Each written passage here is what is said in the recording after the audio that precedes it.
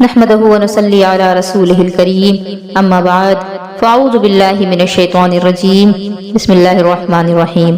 معزز سامعین و سامعات، السلام علیکم ورحمۃ اللہ وبرکاتہ۔ آج میری گفتگو بچوں کے بگڑنے اور لڑکیوں کے رشتے نہ آنے پر ہوگی، کیونکہ آج ہمارے معاشرے میں کوئی بھی ایسا گھر نہیں ہے کہ جس کی یہ شکایت نہ ہو کہ ان کے بچے بگڑ گئے ہیں۔ آج ہر کوئی اس پریشانی میں مبتلا ہے، ہر کسی کی یہ شکایت ہے کہ ہمارے بچے بگڑ رہے ہیں، اور جب بچے بڑے ہو جاتے ہیں تو پھر ان کے لیے صحیح رشتہ نہیں مل پاتا۔ خاص طور پر خواتین کے لیے پریشانی بڑھ جاتی ہے کہ ہماری بچیوں کا رشتہ نہیں ہو رہا ہے۔ اس کی وجہ میں بیان کرنے سے پہلے آپ سبھی سے کہنا چاہوں گی کہ اس بیان کو پورا سنیں، تاکہ اس کے پیچھے جو وجہ ہے اس کو جان کر کے آپ اس وجہ کو ختم کر سکیں، تاکہ آپ کی بچیوں کا اچھا رشتہ بھی آئے اور آپ کے بچے بھی نہ بگڑیں، اور زیادہ سے زیادہ اس بیان کو دوسروں تک پہنچائیں تاکہ دوسرے بھی فائدہ حاصل کر سکیں۔ سب سے پہلے تو میں یہ بتانا چاہوں گی کہ آج ہمارے معاشرے میں بچے بگڑ کیوں رہے ہیں۔ وہ ماں باپ کی بات کیوں نہیں مانتے، بڑوں کی عزت نہیں کرتے، بڑوں کا کہنا نہیں مانتے، بچے ہم عمر بچوں کے ساتھ جھگڑا کرتے ہیں۔ آئے دن آپ کے پاس آپ کے پڑوسی آپ کے بچوں کی شکایت لے کر کے آتے ہیں۔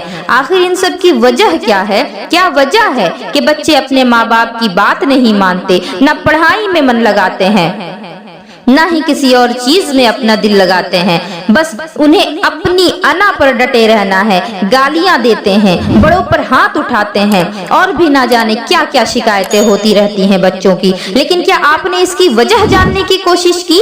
آپ بہت کوشش کرتے ہیں کہ آپ کے بچے سدھر جائیں، وہ یہ گندی عادتیں چھوڑ دیں، لیکن مجھے بتائیے کہ اگر آپ بیمار پڑ جائیں اور بغیر بیماری کا پتہ کیے دوائیاں استعمال کرنا، یہ کہاں کی عقل مندی ہے؟ یہ تو پھر اپنی زندگی کو اور مشکلات میں ہی ڈالنا ہوا۔ تو آپ اسی سے سمجھیں کہ کیا آپ نے اپنے بچوں کی اس بری عادت کے پیچھے کی وجہ جاننے کی کوشش کی کہ کیا وجہ ہے کہ میرے بچے ایسا کام کر رہے ہیں؟ کیا آپ نے اپنے بچوں کو اپنے پاس بٹھا کر کے ان کے دل کی حالات معلوم کیے؟ کیا آپ اپنے بچوں کے دوست بن پائے؟ کیونکہ اس دنیا میں دوست ہی ایک واحد شخصیت ہے جس سے دل کی باتیں انسان کر پاتا ہے۔ اگر آپ اپنے بچوں کے دوست بن جائیں گے تو آپ کے بچے اپنی دل کی ہر بات آپ سے شیئر کریں گے۔ مجھے بتائیے، کیا آپ نے اپنے بچوں کا دوست بننے کی کوشش کی؟ غلطی پر ماں باپ اپنے والدین ہونے کے ناطے ان کو سزائیں دیتے ہیں، تو سزائیں وہ دیں، پر کیا آپ نے ان کا دوست بن کر کے ان کی اس غلطی کی وجہ جاننے کی کوشش کی؟ میری باتوں کو غور سے سنیں۔ کئی دفعہ بچوں کے ساتھ، آپ کی اولاد کے ساتھ، ان کے بچپنے میں ایسے حادثات، ایسے واقعات پیش آ جاتے ہیں کہ جس کی وجہ سے بچوں کا اعتماد ہر کسی پر سے اٹھ جاتا ہے، وہ ہر کسی کو اپنا دشمن سمجھنے لگتا ہے، یہاں تک کہ اپنے ماں باپ کو بھی اپنا دشمن سمجھتا ہے۔ اگر آپ واقعی میں اس پریشانی سے نجات چاہتے ہیں تو آپ میری باتیں غور سے سنیں۔ سب سے پہلی بات تو یہ ہے کہ کبھی بھی آپ اپنے بچوں کے سامنے آپس میں چلا کر کے باتیں نہ کریں، لڑائی جھگڑے کا ماحول گھر میں نہ بنائیں، نہ ہی بچوں کے سامنے چلائیں، نہ ہی بچوں پر چلائیں، اس لیے کہ اللہ پاک کو چلانے والا پسند نہیں۔ اس سے بچہ گھبرا جائے گا، اس کا دماغ کمزور ہوگا، اس کا دل کمزور ہوگا، اور بچپن سے ہی اگر اس کے اندر اس طریقے کی چیزیں پیدا ہو جائیں گی، اس کا اعتماد ہر کسی پر سے اٹھ جائے گا، تو پھر جب بڑے ہوں گے تو پھر وہ آپ کو کبھی بھی سدھرے ہوئے نہیں ملیں گے، وہ جوانی میں اور زیادہ بگڑتے چلے جائیں گے۔ آپ کی یہ پریشانی بھی ہے کہ آپ کی بچیوں کے رشتے نہیں آ رہے، تو میں یہاں پوچھنا چاہوں گی کہ جتنی بھی مائیں اور بہنیں میری باتوں کو سن رہی ہیں، جتنے بھی میرے اسلامی بھائی میری باتوں کو سن رہے ہیں، کیا آپ نے کبھی اپنے اوپر توجہ دی؟ کیا آپ نے اپنے اعمال پر کبھی غور کیا؟ کیا آپ نے کبھی اپنے اولاد کی تربیت پر غور کیا؟ کیا آپ مجھے یہ ایمانداری کے ساتھ بتا سکتے ہیں کہ آپ فرائض کے کس قدر پابند ہیں؟ اگر آپ فرائض کے پابند نہیں تو آپ کے بچے کیسے ہو سکتے ہیں؟ اور جب نہ آپ اللہ کے احکام کی پاسداری کریں گے، نہ آپ کی اولاد اللہ کے احکام کی پاسداری کرے گی، تو پھر مجھے بتائیے، کیا آپ کی بیٹیاں گھر بیٹھے بیٹھے بوڑھی نہیں ہوں گی تو اور کیا ہوں گی؟ ان کی عمر برباد نہیں ہوگی تو کیا ہوگی؟ ان کی جوانی ضائع نہیں ہوگی تو اور کیا ہوگی؟ اور پھر اس طریقے کے جب واقعات ان بچیوں کے ساتھ پیش آئیں گے تو پھر اس کی وجہ سے ان کے قدم بھٹکیں گے، وہ ڈگمگائیں گی اور برے رستے کو اختیار کریں گی، وہ ناجائز تعلقات کی طرف چلی جائیں گی، جس کی وجہ سے دنیا بھی برباد ہوگی، آخرت بھی برباد ہوگی۔ تو جتنے بھی ماں باپ اس بات کو لے کر کے پریشان ہیں کہ ہماری بچیوں کے رشتے نہیں ہو رہے ہیں، تو سب سے پہلے تو اپنے اعمال پر غور کریں، اپنے اعمال سدھاریں، اللہ اور اس کے رسول کے احکام کی پاسداری کریں اور اپنے بچوں کو بھی دین سکھائیں۔ دین کی دوری کی وجہ سے، تربیت اسلام نہ ہونے کی وجہ سے آج مسلمانوں میں اس طرح کی پریشانیاں ہیں، اور اس طریقے کی پریشانی سے آج ہمارا معاشرہ ہر ایک اس پریشانی میں مبتلا ہے۔ اگر ہمارے گھر کے اندر کا ماحول اسلامی ہوگا، اللہ اور اس کے رسول کے احکام کے مطابق ہوگا، تو پھر ہماری بچیاں گھر بیٹھے بیٹھے بوڑھی نہیں ہوں گی، ہماری بچیوں کے بھی اچھے اور نیک رشتے اللہ رب العزت غیب سے بھیج دے گا، اور اللہ رب العزت ان کی زندگی کو خوشگوار بنائے گا۔ اور اگر آپ اپنے بچوں کی تربیت پر اگر دھیان دیں گے تو آپ کے بچے بڑے ہو کر کے غلط راہ اختیار نہیں کریں گے، وہ کسی سے لڑائی جھگڑا نہیں کریں گے، کسی کو گالیاں نہیں دیں گے، کسی پر ہاتھ نہیں اٹھائیں گے، اور نہ ہی وہ کسی طریقے کی اخلاقی برائی میں مبتلا ہوں گے، نہ ہی وہ کسی لڑکی کی طرف غلط نظر سے دیکھیں گے، نہ ہی آپ کی بچیاں بھٹکیں گی، نہ ہی آپ کے بچے بھٹکیں گے، ہر کوئی اسلام کے رستے پر چلے گا۔ ورنہ پھر آج کا جو ماحول ہے، آج کا جو کلچر ہے اور جو معاشرہ ہے، وہ ان چیزوں کی طرف تو انسان کو آٹومیٹک ہی لیتا چلا جاتا ہے۔ اگر آپ نے ان کی شروعات میں تربیت اچھے ڈھنگ سے نہیں کی، اسلامی ڈھنگ سے نہیں کی، تو بڑے ہونے کے بعد وہ خود بخود غلط راہ اختیار کر لیں گے، دوستوں کے ساتھ ملتے جلتے وہ نہ جانے کس طریقے کے دوست بنا لیں گے، اور پھر گرل فرینڈ اور بوائے فرینڈ کا سلسلہ شروع ہو جائے گا، اور پھر وہی زنا کاری، وہی شراب نوشی، وہی حرام کاری ہمارے معاشرے میں رواج پاتی چلی جائے گی، اور ہمارے اعمال بھی برباد ہوں گے اور ہماری زندگی بھی برباد ہوگی۔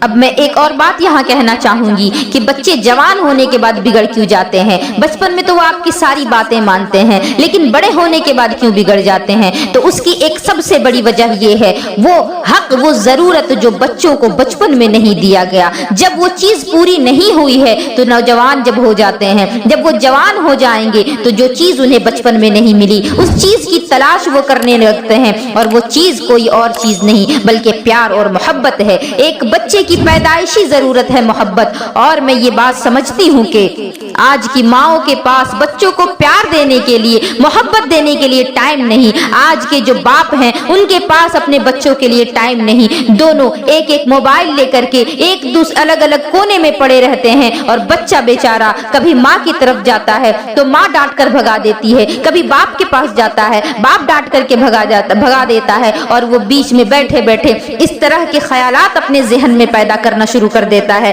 کہ کوئی مجھ سے پیار ہی نہیں کرتا۔ بچے کو سنبھالنے کے لیے کام والی رکھتے ہیں، وہی اسے کھلاتی ہے، وہی پلاتی ہے، وہی نہلاتی دھلاتی ہے، وہی سب کچھ کرتی ہے، یہاں تک کہ بچے کو اسکول چھوڑنے کے لیے بھی وہی لے کر کے جاتی ہے، اور صرف ماں باپ نام کے ہی بن کر رہ گئے ہیں۔ تو بچے کو پیدائش کے وقت جو چیز سب سے زیادہ ضروری تھی وہ تو اس کو ملی ہی نہیں، بچپن میں جو چیز سب سے زیادہ ضروری تھی وہ تو اسے ملی ہی نہیں، تو اس کی تلاش پھر وہ بڑا ہو کر کے کرنے لگتا ہے۔ بڑا ہونے کے بعد وہ اس کی تلاش میں نکلتا ہے، اور جہاں اسے پیار ملتا ہے، چاہے وہ بچہ ہو یا بچی ہو، وہ لڑکا ہو یا لڑکی ہو، جہاں اسے پیار ملتا ہے وہ ادھر ہی چلا جاتا ہے، اور اس کے بعد ہم سر پکڑ کر کے بیٹھ جاتے ہیں کہ ہمارا بچہ چلا گیا، ہماری بچی ہمارے ہاتھ سے نکل گئی۔ اس لیے کہ یہ بنیادی حق ہے بچے کا کہ اسے پیار دیا جائے، اس سے محبت کی جائے، اس سے محبت کرو، اس کے لیے ٹائم نکالو، اس کے ساتھ بیٹھو، اس سے بات کرو، اس کے ساتھ کھیلو، اچھے طریقے سے پیش آؤ، اسلامی قانون سکھاؤ، ہمارے نبی کی کہانیاں سناؤ، اس کی ضروریات کا خیال کرو۔ سیدہ فاطمہ الزہرا کی کنیزوں، میرے آقا علیہ الصلوۃ والسلام کی دیوانیوں، جب اس کی یہ پیار کی بھوک ماں باپ کی طرف سے پوری ہو جائے گی، جب حلال رستے سے پوری ہو جائے گی، تو پھر وہ کہیں اور منہ مارنے نہیں جائے گا، کہیں اور پیار تلاش کرنے کے لیے نہیں جائے گا، پھر وہ اپنی زندگی بڑے سکون کے ساتھ گزارے گا، وہ آپ کی باتیں مانے گا، وہ اللہ اور رسول کے احکام کی فرما برداری کرے گا، اور اسی محبت کی بنیاد پر وہ سوچے گا کہ میرے ماں باپ مجھ سے اتنا پیار کرتے ہیں اور میں ان کو ناراض کروں، ایسا تو ہو ہی نہیں سکتا۔ لیکن آج افسوس کی بات ہے کہ ہمارے خواتین کے پاس، ہمارے بھائیوں کے پاس اپنی اولاد کو دینے کے لیے جو چیز نہیں ہے وہ وقت ہے، وقت ہی نہیں ہے انہیں اپنے اولاد کے لیے۔ بچوں کو پیار دیں، बच्चों को वक्त दे। दूसरी चीज मैं आपको बता दूं कि बच्चे बिगड़ क्यों रहे हैं, एक सबब तो अटेंशन है, तवज्जो है। हम मोबाइल पर लगे रहे हैं, बच्चा कुछ कह रहा है, उसकी बात पर कोई तवज्जो नहीं, उसे इग्नोर किया जा रहा है। आखिर उसके पास भी दिल है, उसे भी एहसास होता है मेरी बात की कोई अहमियत नहीं। वो ये बात अपने जहन में बिठा लेता है कि मैं कुछ भी कहूँ मेरे माँ बाप को इसकी कोई परवाह नहीं, मैं क्या करूँ, मेरे माँ बाप को कोई फिक्र नहीं, तो अब मेरे जी में जो आएगा मैं वही करूँगा, मुझे जो अच्छा लगेगा मैं वही करूँगा। और इसी तरीके से बच्चे फिर बिगड़ते चले जाते हैं। अब मैं आपको हदीस के जरिए से ये बात बता दूं कि बच्चों की तरबियत कैसे की जाए कि फिर वो बड़े होकर के आपकी बातें माने और अहकाम इस्लाम की पासदारी करें, जिसकी वजह से बच्चियां जो हैं उनके लिए अच्छे रिश्ते भी आए और जो नौजवान लड़के हैं, जो बच्चे हैं, उनके लिए भी अच्छे रिश्ते मुनासिब वक्त पर उन्हें मिल जाए। तो बच्चों की तरबियत कैसे की जाए मैं आपको हदीस की रोशनी में बताती चलूं। प्यारे आका अलैहिस्सलातु वस्सलाम फरमाते हैं कि बच्चा जब बोलना सीखे तो उसे सबसे पहले अल्लाह रब्बुल इज्जत का नाम सिखाया जाए, ला इलाहा इल्लल्लाह सिखाएं। लेकिन आज का माहौल ऐसा है कि म्यूजिक लगा दिया जाता है, गाना लगा दिया जाता है और बच्चे से कहा जाता है कि बेटा थोड़ा नाच करके दिखाओ, बेटा थोड़ा गा करके दिखाओ, डांस करके दिखाओ। वो बच्चा गाने की आवाज पर थिरकता चला जाता है, डांस करता है और लोग उसकी तारीफ करते हैं और माँ बाप दूसरों को बड़े फख्र से दिखाते हैं कि देखो मेरा बेटा, मेरी बेटी कितना अच्छा नाच रही है। तुम्हें मालूम नहीं इस बच्चे के पीछे पीछे शैतान भी रक्स कर रहा है, शैतान भी नाच रहा है। जैसे कोई डांस करता है, कोई नाचता है, बुजुर्गों ने कहा है कि उसके साथ शैतान चिमट करके नाचता है। तुम अपने बच्चों को शैतान की गोद में डाल करके हंस रहे हो, ये कहाँ की अक्लमंदी है। और फिर सबसे पहले जुमले बच्चे को क्या सिखाए जाते हैं, उसको गाली दे दे करके सिखाया जाता है, बेटा इसको गाली दो, बेटा उसको गाली दो। गाली अगर बच्चा दे देता है तो उसको लगता है कि उसके मुंह से शहद टपक रहा है। सैयदा फातिमा ज़हरा की कनीजों, मेरे आका अलैहिस्सलातु वस्सलाम के दीवानों, अपने औलाद की तबाही और बर्बादी हमने उनके बचपन से ही शुरू कर दी है। इसीलिए तो शेख सादी रहमतुल्लाह अलैह की वो बात मुझे याद आ रही है कि जमीन में अदरक बो करके गन्ना उगने की उम्मीद मत रखना। क्या ऐसा होता है कि जमीन में आपने अदरक बो दिया और उससे गन्ना उग जाए? अरे अदरक बोया है तो अदरक ही तो उगेगा। बच्चे को शुरू से अगर मॉडर्न कल्चर में आपने ढाला है तो जवान होने पर सोचते हैं कि गुलाम हुसैन बन जाए, गुलाम गरीब नवाज बन जाए, गुलाम गौस बन जाए, फातिमा ज़हरा की कनीज बन जाए। तो ये कैसे हो सकता है? तुमने बड़े बड़े ख्वाब देखे कि अपने बच्चे को डॉक्टर बनाएंगे, इंजीनियर बनाएंगे, आईएएस ऑफिसर बनाएंगे। मैं ये नहीं कहती कि तुम अपने बच्चों को डॉक्टर मत बनाओ, इंजीनियर मत बनाओ, आईएएस और आईपीएस मत बनाओ। तुम बनाओ, जितना चाहे दुनिया की तालीम दो, ऊंची से ऊंची तालीम दो, अपने बच्चों को तुम दुनिया की तालीम दो, लेकिन उसके साथ साथ उसे दीन की भी तालीम दो। उसे गुलाम गौस भी बनाओ, उसे गुलाम ख्वाजा भी बनाओ, उसे गुलाम हुसैन भी बनाओ, उसे गुलाम अली भी बनाओ और उसे गुलाम मुस्तफा भी बनाओ। वरना तुम्हारी ये डॉक्टरी, तुम्हारी इंजीनियरी, तुम्हारा क्लर्क बनना, तुम्हारा आईएएस बन करके डिग्री हासिल करना, ये धरी की धरी रह जाएंगी। कोई भी ऐसी डिग्री ले लो जिससे तुम मुनकर नकीर को दिखा सको तो मुझे बताओ, ऐसी कोई डिग्री दुनिया में है जो तुम मुनकर नकीर को दिखा सकते हो? अगर कोई डिग्री है जो मुनकर नकीर को दिखाओगे और जन्नत चले जाओगे तो वो गुलाम रसूल की डिग्री होगी, वरना ऐसी कोई और डिग्री नहीं कि तुम मुनकर नकीर को दिखाओ और वो तुम्हें जन्नती होने की सनद दे दें। कोई ऐसी तालीम हासिल करो जिससे तुम्हें जन्नत में दाखिले का टिकट मिल जाए। मगर अफसोस आज मुसलमानों को इस चीज की फिक्र नहीं, दीन की तालीम से दूर हो गए हैं। ये दुनिया की तालीम सिर्फ दुनिया में ही रह जाएगी, दुनिया में ही तुम्हारे काम आएगी, लेकिन दीन की तालीम तुम्हारी दुनिया में भी काम आने वाली है और तुम्हारे आखिरत को भी कामयाब बनाने वाली है। मैं यहाँ आप लोगों को एक हकीकत से रूशनास कराना चाहूंगी कि एक शख्स बयान करते हैं कि उनका एक बेटा था, वो नौजवान हुआ, बहुत ज्यादा पढ़ने में तेज था, बचपन से ही उसे आला तालीम दी गई, बहुत अच्छे तरीके से उसे पढ़ाया लिखाया गया, ऊंचे से ऊंचे स्कूल में उसे पढ़ाया गया, बड़ी बड़ी डिग्री उसने हासिल की। न जाने कौन सी ऐसी डिग्री होगी दुनिया की जो उसने हासिल नहीं की होगी, बड़ी बड़ी डिग्रियां उसके पास थी। लेकिन एक वक्त ऐसा आया कि अचानक वो बीमार पड़ गया और ऐसा बीमार पड़ा कि फिर वो दोबारा सेहत याब ना हो सका। डॉक्टर ने बताया कि उसे कैंसर का मर्ज है और वो भी आखिरी स्टेज पर पहुंच चुका है। बाप के तो पैर के नीचे से जमीन ही खिसक गई, क्योंकि इकलौती औलाद जिसके पीछे उसने दुनिया की सारी दौलत खर्च कर दी, उसे आला से आला तालीम दी, उसे बड़े से बड़ा दुनिया वाला बनाया, दुनिया की तालीम दी, उसके पास बड़ी बड़ी डिग्रियां मौजूद थी। और जब बच्चा जवान हुआ,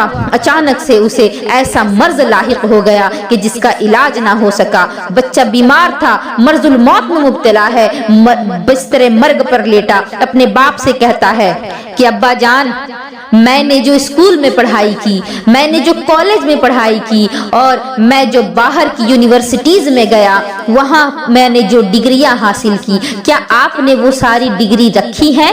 बाप बड़े ही उम्मीद के साथ आता है और कहता है, हाँ बेटा, तेरी नर्सरी से लेकर के कॉलेज तक की सारी डिग्री, तेरी इस इंडिया से बाहर की जितनी भी डिग्रियां थी, सारी डिग्री मैंने बड़े ही संभाल करके बहुत अच्छे तरीके से अलमारी में लॉकर के अंदर महफूज रखा है। बता तुझे इससे क्या काम है?